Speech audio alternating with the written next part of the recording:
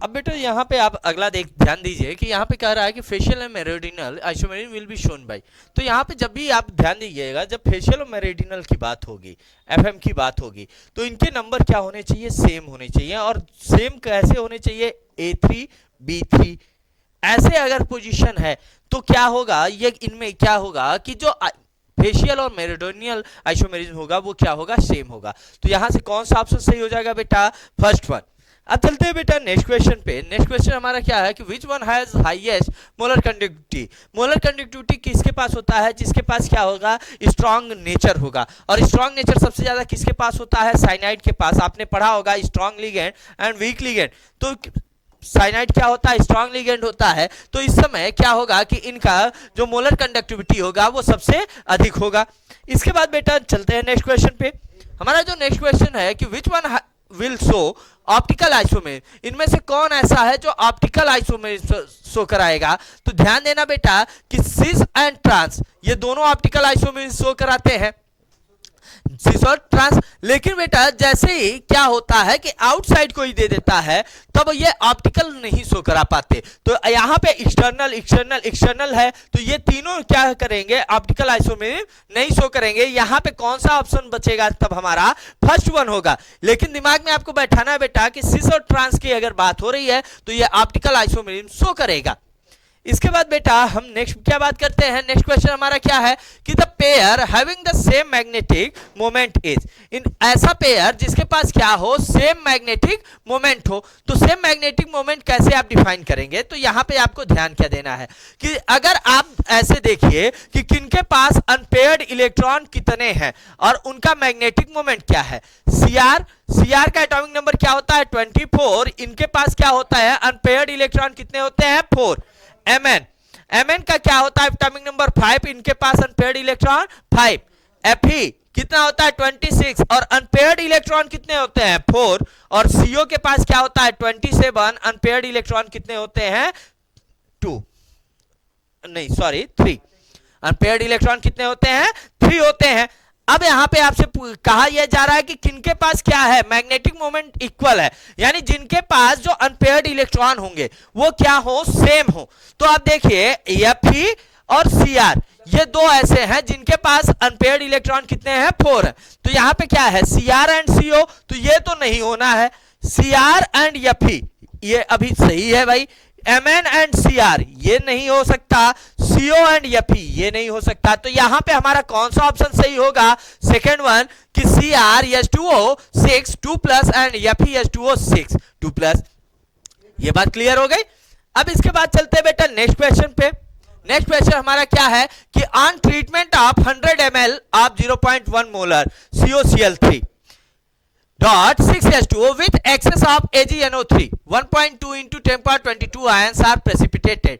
The complex is, अच्छा यहां पे ये कह रहा है कि इनमें से ऐसी सिचुएशन आ जाए तो कौन सा कॉम्प्लेक्स ये बनाएगा कि MCOCl3 dot 6H2O है। अब ये किसके साथ, AgNO3 के साथ, यानी ये किसके साथ बेटा, AgNO3 के साथ क्या कर रहा है, कंडीशन शो करा रहा है। तो इस कंडीशन में आप क्या बता सकते हैं बेटा, कौन सा ऑप्शन सही होगा, थर्ड वन। क्यों, क्योंकि भाई यहां पे H2O कितने, 3 एंड 3 6 हो जा रहा है, यहां 5 एंड 2 6 हो रहा है। लेकिन यहां पे ये क्या कर रहे हैं, आइसो फॉर्म कर रहे हैं। और मैक्सिमम कंडीशन तभी हो सकता है जब मैक्सिमम पॉसिबिलिटी शो हो। ये बात क्लियर। इसके बाद चलते हैं बेटा नेक्स्ट क्वेश्चन पे। नेक्स्ट क्वेश्चन हमारा क्या कह रहा है, among the ligands NH3 EN CN and CO the correct order of field strength. तो सबसे ज्यादा स्ट्रॉन्ग कौन होता है बेटा, CO होता है, देन CN होता है, देन EN होता है, लास्ट में NH3। ये आपको दिमाग में बैठा लेना है। इसके लिए ऑर्डर आपको याद रखना है कि इसके लिए कौन सा कंडीशन होगा, फर्स्ट वन होगा। इसके बाद बेटा नेक्स्ट क्वेश्चन आपका क्या आता है कि the stabilization of coordination compound due to chylation is called the chylate effect. Which of the following is the most stable complex species? जहां पे आपको बेटा CN दिख जाए, क्या दिख जाए, CN दिख जाए। जैसे ही आपको CN दिखे तो आपको दिमाग में आ जाना चाहिए कि चिलिटेशन सबसे ज्यादा इसी के पास होता है, यानी साइनाइड के पास क्या होता है, चिलिटेशन होता है। तो यहां पे कौन सा ऑप्शन सही हो जाएगा, fourth one, oh sorry second one, Fe CN 6 हो जाएगा। इसके बाद बेटा नेक्स्ट क्वेश्चन आपका क्या होता है, नेक्स्ट क्वेश्चन होता है कि indicate the complex ion which shows geometrical isomerism. इसमें बताना है बेटा आपको कि कौन सा ऐसा आयन है जो ज्योमेट्रिकल आइसोमेरिज्म शो कराएगा। तो इसके लिए कौन सा ऑप्शन हो जाएगा बेटा, फर्स्ट वन। क्यों? क्योंकि बेटा अब यहां पे ज्योमेट्रिकल आइसोमेरिज्म के लिए भाई मिनिमम डिफरेंस देखना होगा। यहां पे भाई सिमिलर है, यहां पे CN है, ये भी तो क्या करते हैं, ये किस आइसोमेरिज्म को शो कर देते हैं, ये लिंकेज कंडीशन को शो कर देते हैं। ये बात क्लियर? नेक्स्ट क्वेश्चन पे आते हैं बेटा। चलो next question, the CFSE for octahedral COCl6 is, अच्छा चलिए ऑक्टाहेड्रल के लिए कितना कहा जा रहा है बेटा, 18,000 कहा जा रहा है। The CFSE for tetrahedral complex will be, tetrahedral के लिए आपको क्या याद रखना है, 4/9 इंटू ऑक्टाहेड्रल, यानी 4/9 ऑक्टाहेड्रल के लिए कितना है भाई, 18,000, 9 2 18 यानी 2000, 2000 इंटू 4 यानी बेटा क्या आ जाएगा, 8000। तो यहां पे कौन सा ऑप्शन सही हो जाएगा, सी, 8000 सेंटीमीटर इनवर्स। इसके बाद बेटा लास्ट वन क्वेश्चन आपका क्या होगा कि due to presence of ambidentate ligands, due to presence of ambidentate ligands coordination compound shows isomerism, palladium complexes of the type PDC6S5 whole twice SCN2 and PDC6S5NCS2 are. अब भाई जब ऐसी बात हो कि इनमें क्या हो, इनके पोजीशन बदल रहे हैं, तो ये कौन से आइसोमेरिज्म को शो करता है, लिंकेज आइसोमेरिज्म।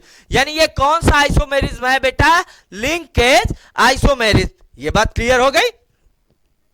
तो बेटा अभी तक हमने कोऑर्डिनेशन कंपाउंड के ढेर सारे क्वेश्चंस के बारे में बात किया बेटा, लेकिन आप सबसे एक ये रिक्वेस्ट रहेगी कि जितने भी लोग आज के लाइव सेशन में जुड़े थे, जो भी सारी चीजें आपको बताई गई, आप सबसे यही उम्मीद करते हैं कि बेटा आप सब हमारे इस YouTube प्लेटफॉर्म को ज़्यादा से ज़्यादा लाइक करेंगे, सब्सक्राइब करेंगे और शेयर करेंगे।